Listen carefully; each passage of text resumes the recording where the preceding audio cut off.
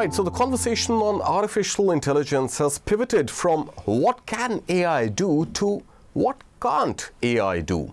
Well, artificial intelligence is slowly but surely making its way even to children's rooms. Now, I'm not talking about kids using ChatGPT to submit assignments. I'm actually talking about AI-enabled toys making it to much younger children's beds as well. That's right, teddy bears and stuffed plushies have been a mainstay in toy collections of little children. They love talking to their teddy fluffies, pretend playing with them as if they were real. They talk to them in their imagination and often get imaginary responses as well in return. But what if I were to tell you that the modern-day teddies are coming with built-in AI chatbots that actually talk to children? That's right, cute plushies connect to the Wi-Fi at home and using a microphone, they understand cues from children, use the large language models in the back end to generate responses, oftentimes verbally through a speaker inside the very toy. It sounds delightful, right? Well, a bedtime companion that becomes all the more real as it speaks to you and understands you even better, even grows with you in maturity. But there's a slightly darker side to it, and there's a danger. There are reports that real-time responses have oftentimes come with inappropriate responses. So here's one example.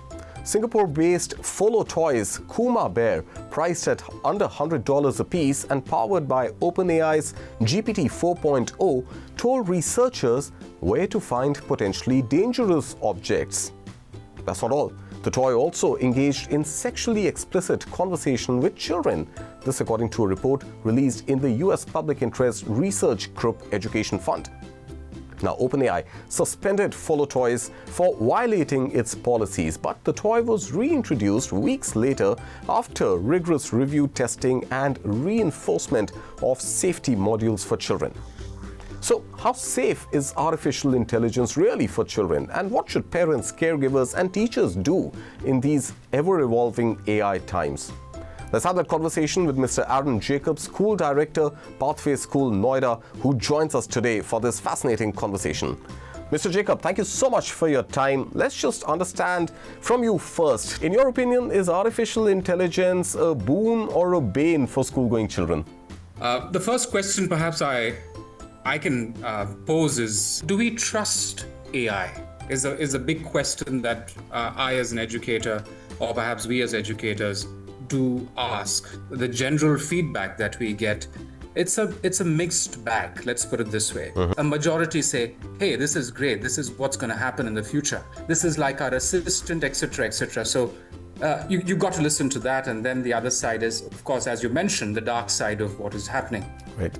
But when it comes to introducing something like this to our children, I have to say I am very conflicted at this point. Conflicted because on one side you see things that perhaps humans would do in terms of that personalized connects that we would have with our with young ones, with chronological age, be it the early years or the nursery kids all the way to your secondary students. There is a specific level of personalization that the AI is able to do, and it is adapting rapidly every day. Right. So when it comes to these cuddly little toys that you're talking about, which you just mentioned, and I was surprised because there was this this alumni from Pathways who came in and said, hey, we've got these two pretty interesting looking toys, fluffy toys, which we have factored AI into it. It gives you, it speaks the language. It can speak in Hindi and in English, can be your companion. We're talking about it being targeted to children who are, let's say, from toddlers onwards. That's right. 3, 2.5 to 5. Okay, so that's the age group that they're talking about. And you're talking about the toy responding in Hindi and in English. Wow, that's really great. So there was this, and he demonstrated it to a point wherein I was keenly observing and also convinced. I have to say I was convinced. Okay, so what's the kind of conversation you had with those toys, Mr. Jacob? Tell us, what are the questions that you asked, or what's the conversation you had with those toys, and what's the kind of response that they generated? So in terms of saying, hey, how was your day? Aap kaise ho? So things like that kept me riveted, and I'm sure in a very dulcet tone. I was very impressed by the tone of the voice that was used. It is not something that was very abrasive to your ear. So that's very important when you're talking to children, isn't it? So it started with that, and it progressed to in terms of what would you like to eat for lunch? It goes into the butler mode as well. And then it can also go into the educator mode in terms of saying, have you done your homework today? Has there been anything that happened in your classroom? Okay, and it was also translated into Hindi. And I found it impressive. And then I checked about what are the guardrails that are there, right? So he said it has nothing to do with the cloud. Nothing is stored in the cloud. Okay. I said, okay, that's great. And I said, how does this learn, right? So it says it learns automatically when conversations happen. So me being very ignorant after this point, I said, okay, I need to know more. And let's have more conversations with this, because if I am going to introduce this to my students and my educators, I've got to be very careful of these guardrails, right? And especially for children, it ticks all the boxes that are required for it to be your companion. These guardrails, you're saying that potentially some of these toys may not have data stored in the cloud, and they're processing the queries real time and really learning on the go and responding on the go. But these guardrails still need to be erected.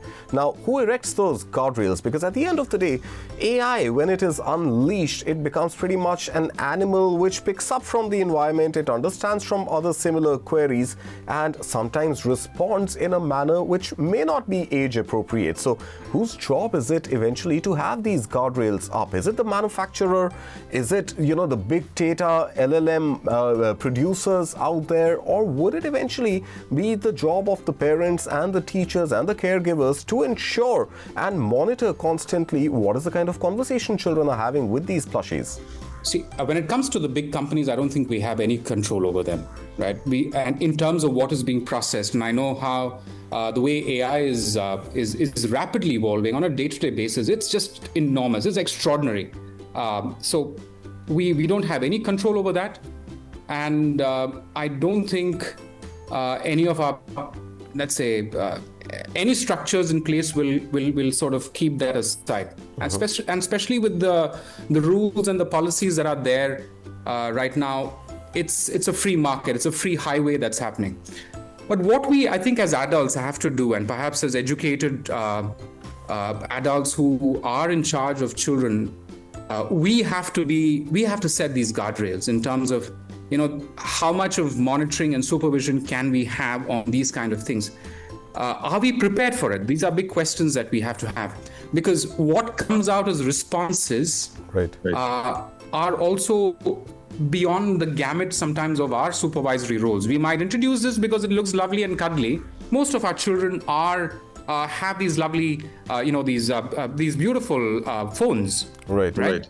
And they are also propagating a lot of the data that the AI has. You're quite right. So you have on one side that part of it, right? So yeah, the dilemma is always going to be there, and I think that's where I think we as educators and adults have to come in and say, let's do research about all this first before we introduce them to our kids. Is there a larger sort of a ramification of digital companions? Is this leading to some sort of a societal change where not just children but even young adults would prefer to have digital companions as opposed to human interactions? So is that some sort of a threat, or is that just the changing nature of society that we as parents or educators have to sort of accept as reality and take it in our stride? So in one of my let's say in my closing questions, I posed this question. I said, hey, in your day-to-day issues that you manage, let's say you have a problem with your peers or with the school or just generally in your life, how many of you just sort of go home and you feel a little you're a little vulnerable, helpless, you type something on ChatGPT or Gemini or something like that, just like that. You just ramble onto it and look for any kind of response. You wouldn't believe this, Karthik. I had 90% of the students, say from grade 6 to 11, I didn't have the grade 12s with me, who raised their hand and said, yes. And I know most of my friends and peers actually do this.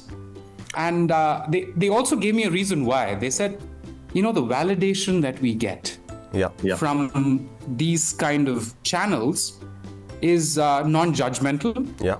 And it poses these lovely questions that we want to keep responding to, and then we continue having these conversations. So this is a reality, and that is happening very much so to a point. And I was telling my counselor, I said, you might not have a job very soon. Now, we have spoken about, the general sort of recourse children may find in chatbots and the fact that those bots are not judging these children for their queries or for their confusion that they might find themselves in. But at this very young age of children, at the tender age of, let's say, 3 to 5 years old, which is where these plushies are likely to be introduced, there's also something called a bond which children enjoy with their parents, or parents try to form with their children. You're talking about your daughter. I remember when my daughter was that age, I would really enjoy the ritual of reading to her, just before bedtime or during bedtime. Now, if AI toys are going to sort of replace this bond that parents have with their children, especially at bedtime when they are tired, when they are vulnerable, is that something that we as a society should encourage?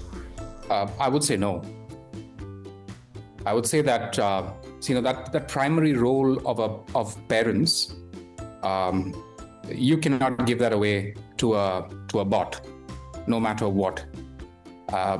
So that golden hour that is there when you spend time with your child, when you're putting them to bed, reading a book, I think that plays a very important role in the life of a child, which can never be replaced by a bot. Okay, so I think that's something that I'm very sure about. In today's world, you got to ask yourself sometimes, Karthik, how many of our parents actually have that time? Are we making a lot of compromises to actually accommodate all of these things? Is another question that I have. And same, I would ask the educator as well.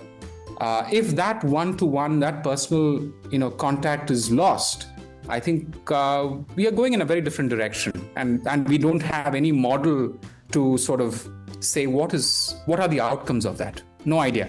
Yeah, that's the kind of uncertainty that perhaps we are headed into the not too distant future, Mr. Jacob. But like you rightly mentioned, that these toys, these AI-enabled tools could at best be companions. They do require guardrails. They do require monitoring and supervision, but they might replace the counselor. They should not replace parenting. Thank you so much, Mr. Jacob, for your time and for this wonderful conversation we've had today.